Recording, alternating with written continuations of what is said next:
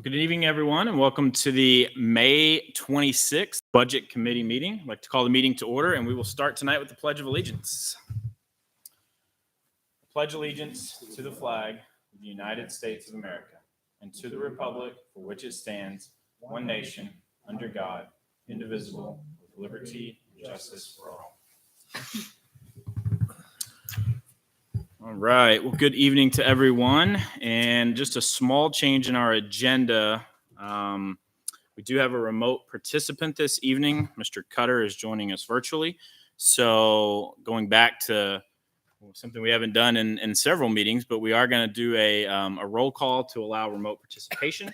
Any votes that we take tonight will also be done via roll call vote as well. And then after we take a roll call vote to allow remote participation, we'll let Mr. Cutter share for the reason that he is remote this evening. So I'll entertain a motion to allow remote participation this evening. So made. Second. Motion and a second. We'll do a roll call vote. Mr. Hayes? Yes. Mr. Leary? Yes. Yes. Douglas? Ms. Stevens? Yes. Mr. Barca? Mr. Bork? Yes. I'm a yes, so that will pass 7-0-0. And Mr. Cutter, we'll let you share reasons for being remote this evening and if anyone is in the room with you. Oh, I think you're on mute, sir. Thanks everybody. Everybody, appreciate that. I'm on a work trip in New York. There's nobody here with me. Great. Thank you, sir. All right. I will open it up for public input. Do we have any public input this evening? State your name and address. Yep. Good evening. John Burnell, 6 Bear Run Drive in Litchfield, of course. I thought I'd just come by. I was listening to the last meeting, and I know Mr. Hayes asked some questions around the police cruisers and why they are running all the time. And I think this topic's been talked about in the past, but I thought I'd come back in and kind of give a little bit of a background to why. As many of you may know, I take care of a fair amount of the stuff that goes on in those cruisers. So I have a pretty good insight to why they're running and what they need to be done. So for the why, it's really about the vehicle being service ready at all times. So there are typically 2 vehicles on duty during a shift, maybe 3 at times. When an officer leaves that cruiser, goes back to the cruiser, it's expected to be ready to go. When they start their shift, when the cruiser comes onto duty, they do an external inspection, they do an internal inspection. They have to start up all the electronics in the system. Everything from the radar, the radio, the computer, all that stuff takes time to come online. And when they get it online, they got to connect it and they got to test and validate it. That makes the vehicle service ready. The second thing, the last thing, the most important thing in my opinion is the environmentals in the vehicle. We live in New England, hot, cold. If a car goes idle or shut down in the winter, it freezes. In the summertime, it overheats. Secondly, the gear that's in that car when the car's turned off, the internal batteries in the car cannot maintain it for more than about 15, 20 minutes. Now, what could be done? If everything was perfect, we could put those vehicles in a environmental controlled area so they would maintain their temperature, and we could put them on what they call shore power, basically plug them in, just like you see in the fire service. So the fire service, they pull their vehicles in, they plug it in, the cars are off, the vehicles are off, they stay ready for service. The radios are in there, are always going, the computers are always going, they're always charging. We don't have that option here because when we don't have any place to protect the vehicles, again, we usually have 2 to 3 vehicles. There is a garage, but that garage barely fits 1 vehicle. So there's no option there. In the future, looking forward, the future is to have a pull-through set of garages that the vehicles in service can go in and potentially do exactly what we talked about, what I just described. Get them plugged in, turn them off. Now, it's not common in police service, but I think it's something that could be achieved if that was still desired. But ultimately, it's the environment. Again, you get in those cars after sitting. I go in the cars that are sitting in the parking lot all day to work on them. It's 120 degrees in the car. And it's actually not great for the vehicles themselves or the gear that's in there just to be idle, but that's what we have to deal with. So, and imagine the winter the same way. So ultimately, that's the reason why. I don't think no one wants to see them running because runtime is just as bad as drive time. And that's always another variable when we look at cars, runtime versus how much it actually has in miles. The idle and runtime is way up versus the actual miles in the car. So if we could turn them off, that could maybe save them a little longer, but there's just no way of keeping the equipment available to everybody, so it's ready Right, to go. so is there a solar option? Instead There's of not a enough plug-in? solar. There's not enough roofing to actually keep the gear running. Mhm. Because again, the cars are made up. They have two batteries. There's the primary car and the auxiliary battery. If I let it run on this auxiliary battery, like I said, it'll run in 15, 20 minutes tops. And I don't know if we don't think this. When you look at the top of the car, you have a light bar that's in the way. You got several antennas in the way. There's no free surface to put a solar panel on top of it, or even one or two panels to capture enough. And that also means the cars be parked in the sun for it to be efficient. You know, the driveway. If they're parked here in the driveway, there's a shadow by the building, so it's always a challenge. But so I don't see that as a valuable option. So, but again, it's about being service ready, and it's, like I said, more importantly, it's the environment of the car, right? Keeping it, that's their office, keeping it comfortable so they can get into the car and go off to a call, get there safely. So hopefully that was helpful. That's the only reason Yeah, I stopped by thank you, John. tonight. Thank you. So John, I think the question was because of fuel costs, and that's what the concern was. Yeah. Do you know offhand, I'm sure a study's done, how much fuel it consumes when it's just idling? I don't. We did present that a while back. I could go find it for you. Yeah, I'm just I'm curious. sure there's studies out there for it. Yeah. I suspect it's probably, I would expect it's less than when it's driving around, Right. obviously. So I would think it's So quite a bit if- less. Yeah, substantially less. I would say. yeah, if the car wasn't parked in the parking lot, it would be not, people wouldn't know that it's just idle, right? But if it's parked in a four-way doing traffic enforcement, is that the same? Right. So was it? Okay. Thanks for your time. Thanks, sir. Thank Hopefully it you, was Mr. Brunel. helpful. Appreciate it. All right, seeing no additional public input, I'm going to go ahead and close public input. We'll have a second session later in the evening. I will open it up for the committee to any review or additions to tonight's agenda. Anybody have anything they want to change or add? I'd like to just follow up on the legal fees, since we're, above the $25,000, in the budget. See if there was any input from the town as to where that money is going. Is it St. Cobain? Is it department related, issue related? Do you want to? We All can. the above. All right. Is it any particular department, or are we privy to that? Privy. It's very private. So we don't know if it's police department or anything. Yeah, there's a lot going. We're still dealing with St. Cobain. We're still dealing with Penachuk, but there is some internal things going on. All right. So is that expected to continue at the rate? It's over. Hopefully not. Is it over? Nobody knows it's over. Okay. I wish it was. Thank you. Absolutely. All right, correspondence summary. I'm going to go ahead and just read through our correspondence since the last time we met, which was on April 21st. So on April 22nd, we received the weekly town budget report. On April 29th, we received the weekly town budget report along with the March revenues and March special balances. On May the 2nd, the minutes from our April 21st meeting were shared with the committee. Also on May 2nd, Mr. Leary responded to a question from Mr. Bork regarding the inspector's vehicle. On May the 6th, we received the weekly town budget report. On May the 9th, Ms. Douglas asked some follow-up questions around the April school BA report. And on May the 10th, I sent the agenda for tonight's May 26th meeting. On May 13th, responses to Ms. Douglas's questions were shared from Mrs. Hirschberger. On May 13th, we received the weekly town budget report. On May 17th, the committee received an invitation to the CHS graduation, which is on Friday, June 10th at 6 p.m. at Campbell. On May 19th, Mr. Cutter shared the year-to-date school budget expense report, as well as the latest BA report that was from their previous meeting. And then finally, on May 20th, we received the town weekly budget report. So it's a summary of our correspondence since our last meeting on April 21st.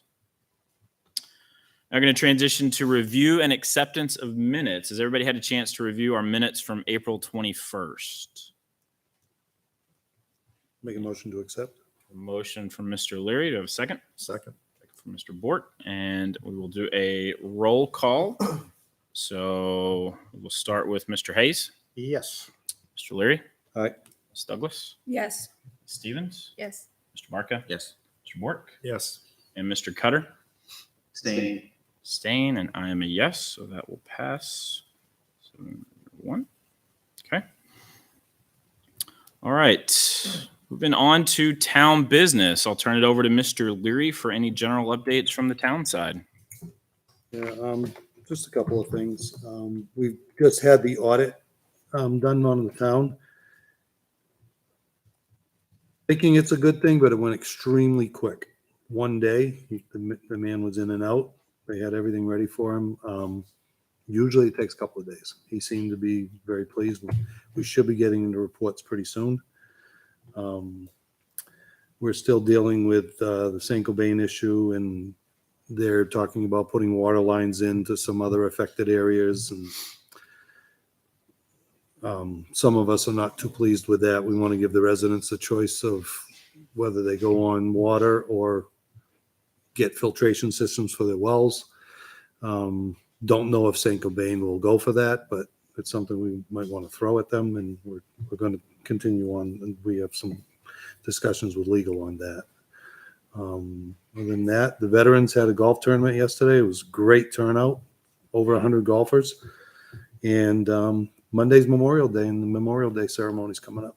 The parade on Monday as well, right? Parade on Monday, yep. 10 a.m.? Starts at LMS, I believe, and goes to the Old Town Hall. Yep. Great. We'll also be doing the Purple Heart dedication for the community. Great. I saw the pictures with the golf tournament. It looked like a great turnout, some great door prizes that you all had there as well. Yep. I got a Bobby Orr hockey stick. Hey. Nice. Yeah, one of my heroes growing up. Will there be a Pat Jewett Award this year? There's talk about it. We don't quite have a committee yet to do it because Laura Gandia stepped down. She'd done it for a lot of years, and she can't do it anymore. She's just too busy. So we hope to get a new committee and keep it moving forward. Okay. Right. Any other questions for Mr. Leary? All right. I will turn it over to Mr. Cutter. General updates from the school district. Yeah, thanks, Mr. Sun. Very busy time of year for the school with end of year activities planned, etc. The board met going on 2 weeks ago at this point for the updates. Those updates were shared with the budget committee, as you highlighted. I think the notables that I'd like to mention tonight is we have a new CHS principal has accepted the role, Jacob Hess. And we also have a new business administrator that's joining, and his name is Mr. Doug. We look forward to welcoming them in the new school year. Mr. Cutter, could you share the BA name again? You cut out just a little bit. We heard Doug, and that was it. Jacob Hess is CHS principal. Yep. And Doug Houghton for business administrator. Great. Thank you, sir. Any questions for Mr. Cutter? So I had a couple questions.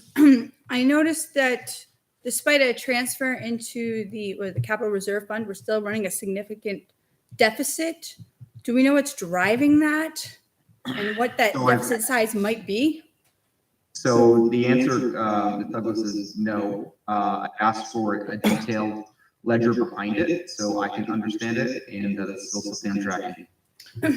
And just to piggyback off that, I actually asked that question yesterday after our school facilities meeting, and I was going to speak to this on the school facilities update. Dr. Jetty asked that we tune in to the next school board meeting on June the 1st. They have grants that have come in this week that will significantly offset that. Well, it'd be awesome it'd still be good to understand why it exists in the beginning, because grants are wonderful, but using it to fund a deficit means it's money that's not being spent to do something that we weren't already doing. Right. A summary would be great because I have prior commitments to June 1st. I'm not going to be able to tune in. I also had a question regarding the significant overspends we're seeing on staff. Do we know what's going on there? Some of them almost look like we've hired new people. Is that like what's going on with the significant overages we're seeing? Yeah, I'll have to investigate. If you have specific examples, just like research, I'll be glad to There's do that. one, I believe, in tech that has like a $44,000 overspend on salary line items. So either we hired one or two people at a higher rate, or we hired a new person. But throughout the budget report, there's significant overspends in a number of of salary items. So whether that's the money being used to spend towards the deficit reduction, I don't know, but there's a lot of them. So if we could understand why we're seeing such increases in staffing, because my understanding is we had some teachers miss that roles we weren't able to fill. So I would expect to see a savings on some of the staffing, not an overage. Well, I can tell you from my time on the school board that most all new hires Mhm. were hired at higher rates than the teachers who had left, much higher rates. Okay. Some of them significant. And that could attribute to what you're seeing as far as an overage in salaries. Right. I mean, there were, like I said, quite a few of them. I'm certain Mr. Cotter can probably get more information for you or more detail, but there were positions that were like $20,000, $25,000 more as far as what the previous person was making. So I guess then the question would be, what programs are being affected to help fund that, since we have so where's the transfer coming from? And one I noticed was a significant overage like in retirement. I was under the impression that retirement had to be announced in advance of the budget. So why we would see a significant increase in retirement was surprising, because it should have already been budgeted. So just looking through it, there's just some questions that I had regarding the expenditures, since we're coming to the year end soon. Well, if you have specifics, you're always welcome to email me in advance. I'll be glad to research them in preparation for your meeting.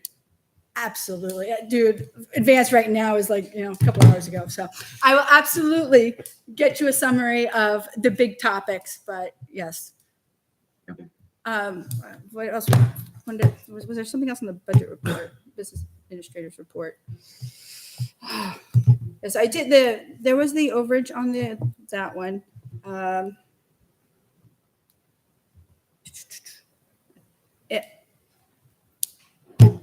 Where would, and I'm sure this will come up somewhere else in the agenda, but has the numbers for the LMS project been updated? My understanding is we're likely to incur additional expenses. Has that been reflected anywhere or captured in any of these reports? Did you say LMS? The LMS upgrades that are coming, because we've already know that there's potentially some busing and some other additionals. Have we had an opportunity to revisit? I'm not sure where you're hearing that there's increased costs. I have not heard that. My understanding is with the potential discussions of moving students from one school to another school during the middle of the school, that we were being charged for 2 shuttle runs. Okay, that's all speculation at this point. There's final decision made, so I Okay. think we need to what happened. Okay. That's all I have for now, but if I come up with more, I'll let you know later. I'll send you an email. All right, thank you. Mr. Chair, if I can just ask just for clarification going forward. Yep. Ms. Douglas was talking about sending core. And they go to directly to the chair. Yes, they did. I was curious. Yeah, they did. The last set of questions she sent to me, and I shared with. I just want, and that's been protocol that I've been, Yep. so. No, just to the yes. chair. Yep, No, absolutely. absolutely. No, I'm not saying you're not. I just want to know what No, protocol is. no. And certainly, if I did not share the last set of questions and the responses from the school board with the committee, I can do that as well. And any future questions like that, I'll make sure I share with the rest of the committee as well. Great. Any other questions for Mr. Cutter this evening? I guess, Andrew, can you give us a summary of what's going on with LMS projects? Like, obviously there's delays and stuff like that, but obviously you haven't made decisions yet, but do you have an idea what you guys are going to do? I actually sat in on the virtual parent meeting held earlier today by Ms. Grantham, and Dr. joined that as well. There's new information coming out by the moment, it seems. Just today, Dr. Jetty presented an idea that we may be able to keep the 8th graders, and there's a lot of rumors out there happening in town of moving a grade up to the CHS wing.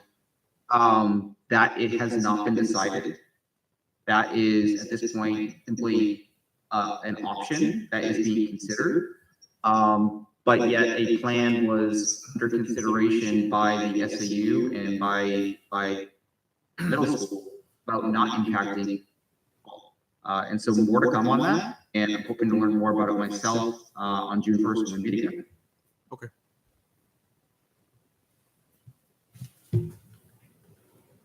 Great. Well, actually, I do have a question. Yeah, go I ahead. believe our busing contract has some kind of language that has to do with increased gas prices. If they hit a certain point that there's some kind of repayment, like we split the cost, or how has that impacted the budget? Or could you look into how that's impacted the budget? Because my understanding is there's My understanding is that there has not been any impact this year with increased gas prices. Okay. And next year we're on the same contract, right? We have a new Last contract year. for an additional years. All right. We'll see if I can find the language, because I'm pretty sure there was if the price goes up, we pay a certain amount, and if it goes down, well, that's a bummer. But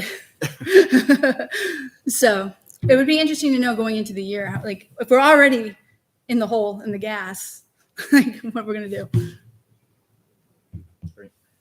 Yeah, it's interesting. One of the presentations recently to the school board was the consideration of electric. Just an idea at this point, but something that is being talked about. Anything else for Mr. Cutter this evening? Just bought brand new buses. It's a grant. It was. I heard that same presentation. That's correct. It's a grant. All right, we will move on from school business, move into member input and new business. Ms. Douglas, update from the CIP committee. So the CIP committee met. We discussed. We had the fire department with us. They gave us additional information regarding the fire apparatus that they're looking to replace and some changes in that. I believe they're in some format. They were requesting 3 at one point, and now it's to 2 because they don't need a tanker. They're going to incorporate that into a new truck or something. 2 to 1. Yeah, so there's some changes on what their requests are going to be going forward. They're still working on figuring out the specifics of that, but that's something they're looking at. They were looking at funding mechanisms for the just kicking around ideas currently for the ARPA funds versus other options to fund a fire truck. But those are the biggies. The NHR, New Hampshire Regional whatever association, is going to be start looking at the capital, or they're going to. Did you guys finalize? We reviewed a copy of the contract or the proposal for updating the capital improvement or the capital plan. So I think that was in the works. So it's ongoing. Continue to meet on a monthly schedule, and the next meeting, I believe, they will be interviewing candidates who are looking to fill the empty spot, with the idea that they would issue their blessing, because the actual selection is by the Board of Selection. So that's where that stands. Question, I don't know if it's for Ms. Douglas or Mr. O'Leary, but regarding the fire truck piece, my understanding is the Board of Selectmen, we're going to have the CIP group kind of investigate and come back with a recommendation. Is that kind of where it was left from the Board of Selectmen's purview? No, the board decided that they want the CIP committee to look at the needs of the town overall Okay. and where we might think about spending the money. And then when they get back to us, then we'll filter through it and decide where we're actually going to do it. But we do want their input. Is there a time frame for that? Not right now. The idea for a time frame, if I may, is we're working towards a September, October presentation to the board. So it can be completed, have an idea going into budget season. Thank you. Any questions for CIP? I forgot Mr. Cutter was a part of that as well. Any questions for Ms. Douglas or Mr. Cutter? I did speak with the road agent yesterday, and there are some serious issues with some of the roads. So, I mean, on my personal end of it, that's where I look to spend the money first. We can spend a lot of money on a fire engine, but if it falls into a culvert on the way to a call, it's not going to do us any good. So my personal thing is to spend it on the roads first, keep the people in the town safe. Okay. Great. All right, school facilities update. Our school facilities team met yesterday. We had a fairly lengthy meeting. The open session was only about 10 minutes. We went into closed session because we had the opportunity to interview 3 construction manager firms that submitted bids as a part of the new elementary school project or proposed elementary school project. So we spent the afternoon listening to those proposals, their backgrounds, their references, the work that they've done in schools and municipalities across New England and across New Hampshire. That group has made a recommendation that will be taken to the school board, and at their next meeting, the school board will vote on that recommendation. So at that point, that will, I believe, be made public, and then that group will begin working with the current architecture firm that's in place, Barker Architects.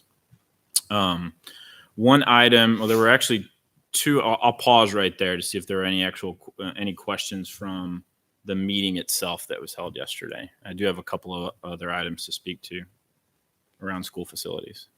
Maybe not on the meeting, but I hear through the grapevine that the architect fee is going to be somewhere in the neighborhood of $2 million. You read my mind because that was next on my list. Okay. So I'll let you go. yeah. Any questions on the meeting side of it? And then I can speak to that piece. What is the format of the contract we're looking for with the construction manager? So we didn't get into contracts per se. We haven't looked at any contracts. There were proposals that outlined their pricing, but mainly they focused on the work that they do, the people, their references. They shared projects, examples of schools that they've built in and around New Hampshire and New England. We did not get into any specifics around contract language. I'm curious as to what they bid on if we don't have drawings or concept or even know where we're putting this thing. So those, without, this was obviously a closed meeting. Those were questions that did come as a part of that conversation, where these groups were, looking to better understand some of that as well. And obviously there was nothing really to share at that point from the school side either, because there's been no purchase of land. So yeah, they what they are bidding on is the anticipation of a past bond vote, and many of them spoke to kind of their work leading up to a bond vote as well. A potentially passed bond vote that would incorporate a new elementary school on a potential new site of approximately X amount of square feet and cost associated with that. So I guess if we're looking at construction managers and whatnot, I'd be interested to know why we're going architect CM versus like a design build firm that can roll them all together. Like, it's just, how do you price a building that you don't have any information on? It's just, it seems like we're at a weird stage.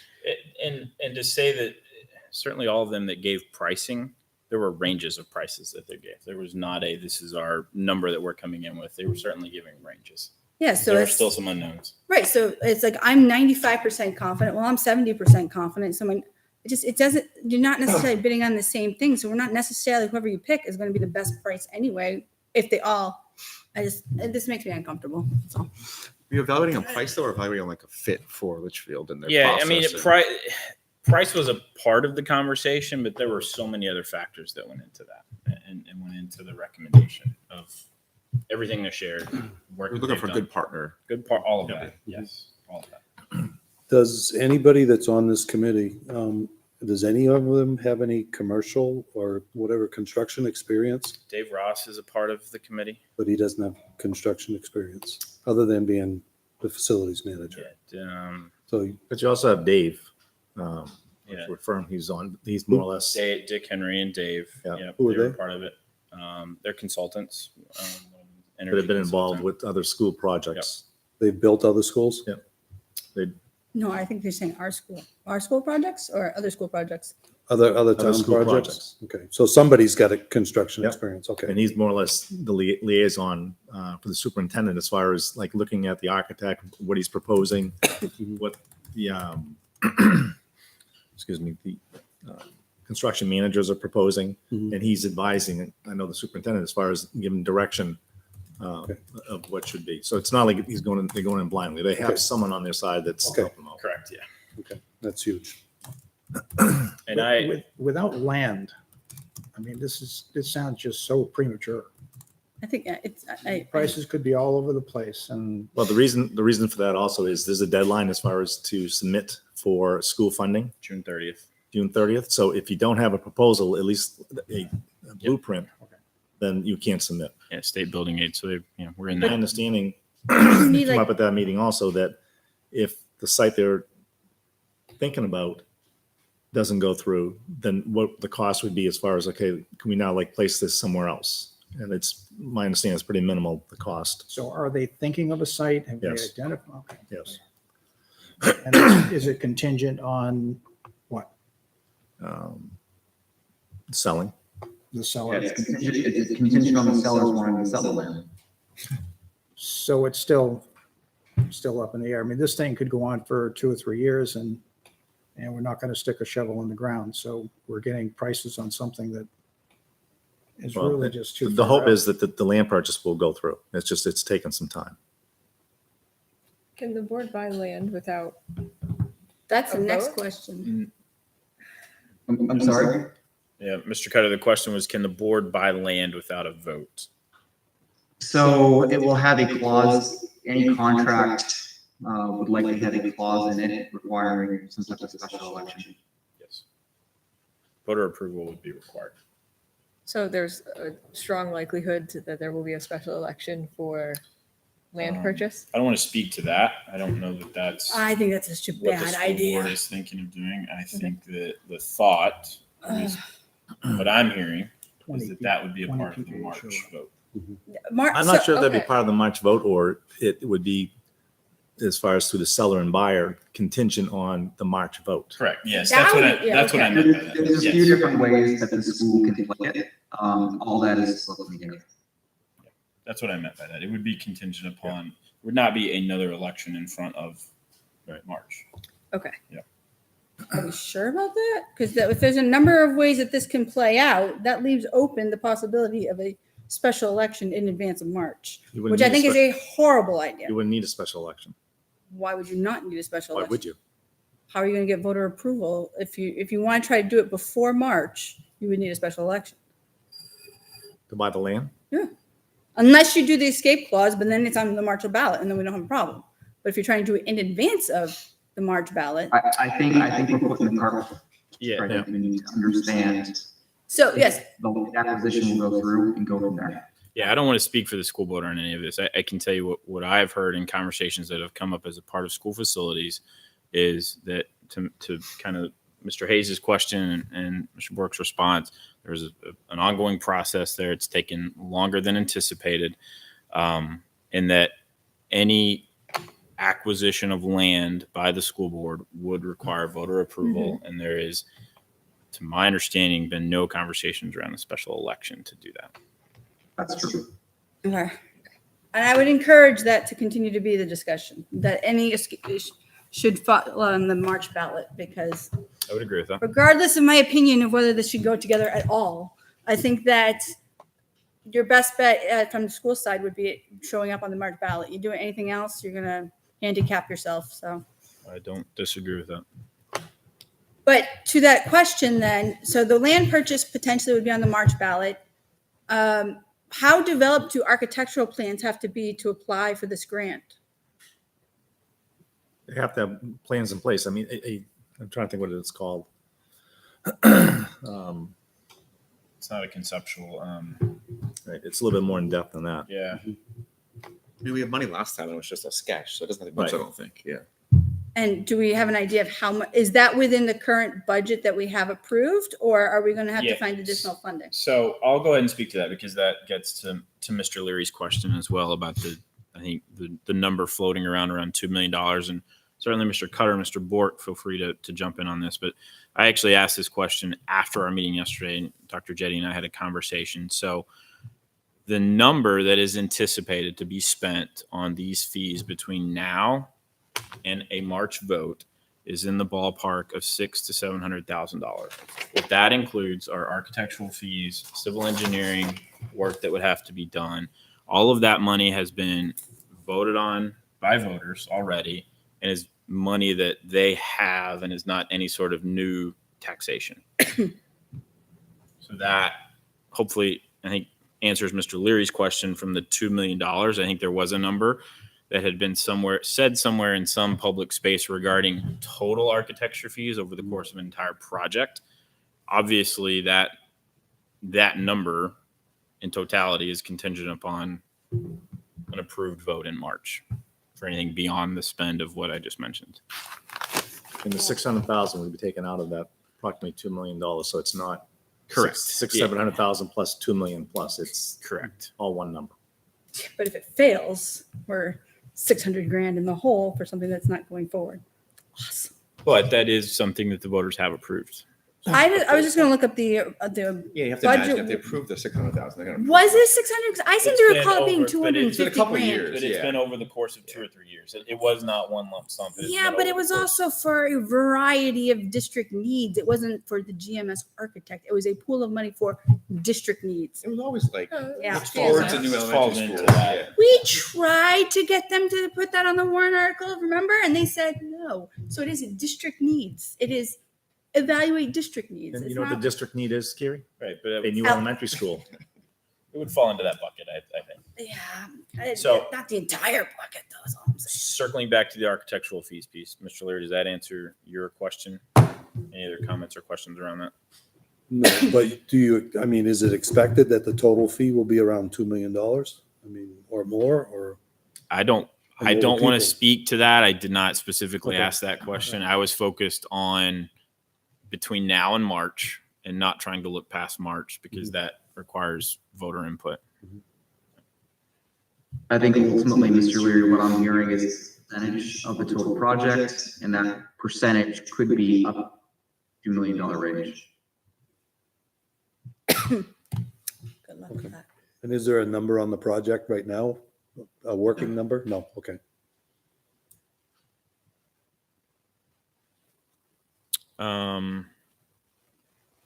Any other, Mr. Bork, anything you want to add from a school facilities? I did jump in and start with the meeting that we had yesterday. I apologize. Mr. Bork actually attended a meeting earlier in May that I was unable to attend. So I don't know if there was anything you want to share that we haven't already spoken to. Well, I think we've already touched on several of them. We had discussion as far as the land purchase. Excuse me. In the process right now they're going through, and it's slow moving. I mean, going through their attorneys and just getting in touch with everyone involved. There was a lot of conversation on general contractors, but we've had that discussion. They talked about the 3 different ones, more or less what their bid was, and just Kyle giving a lot of like background, and Dave, same thing. I mean, they worked with some of these companies, quite extensively, so they know their background, and just went into like a lot of detail about that. They're also in the process right now as far as evaluating and visualizing the learning space for the school and trying to come up with the thought process that will go into the plans as far as building it, how they want to utilize the land and the building. I mean, to be the most effective as far as the learning environment. And then there was also a lengthy conversation on LMS as far as how that process will go. And do you move students, which is a possibility, which is a thought, which is maybe a need, maybe not a need. But at least we know we have an option that if we do have to displace a group of children, that we have a place to put them, whether it be for a month, a week, 6 months, at least we have that ability. The discussion was as far as portables, which are extremely expensive. And I wrote the number down, and I apologize because I was, I want to say 700. Is that I believe that's what it was. For 1 year. Between 5 and 700,000. Right. And that because the cost is not just for, it had to be a 2-year lease. Okay. So it's not just for getting the trailers here, it's also the setup of the trailers, Groundwork, then sewer, reconnecting water. everything. And so, Mobilization. right. So for that kind of money, it's like, we can spend $700,000 for a couple of, before portables, or do we see if we have space if need be? So there was a lot of conversation, a lot of input on all those subjects. Something we got rid of them all. Yeah, so just to recap, a lot of the information that Mr. Bork just shared was from a meeting earlier in May, and then a lot of the conversations that we had around the construction manager firms and the architectural fees, all of that was from yesterday's meeting. So just to kind of summarize that, any additional questions, comments around school facilities? I had sort of a related question for Mr. Cutter. So this whole time that everybody's been talking about a new GMS and, the latest and greatest flexible spaces and everything incorporated into the building. Are there plans for the curriculum director to start focusing on GMS to adjust the curriculum to fit those flexible spaces, to get away from the worksheets and the, standard ways of, right now there's two very strong core curriculums that the teachers don't have much flexibility from. Are they looking at that at all anytime soon? I think it's being considered, Ms. Stevens. To what extent, I am not sure, but we'd like to find out for you. That would be great. Thank you.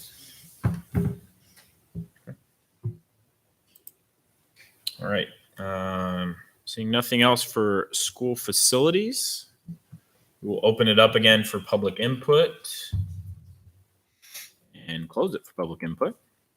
All right. I apologize. Before I reopen, any other member input? I jumped ahead of myself there. Any other member input? Mr. Sun, I don't know where we're at with the bylaw adoption. Oh, yeah. We did that last month when you were unable to attend. Yes. Where do you stand with the SROs? The voters approved one in March, so there should be 2 in the schools come fall, I'll be next year. Okay. because the budget takes effect July 1st. So there should be 2. Do you know if there's been any interviews or anything for that? I do not know where the police department is on that. I'm sure they'll update us when they get something. I know there's some people that want it, but how they decide to do it is their business. Okay.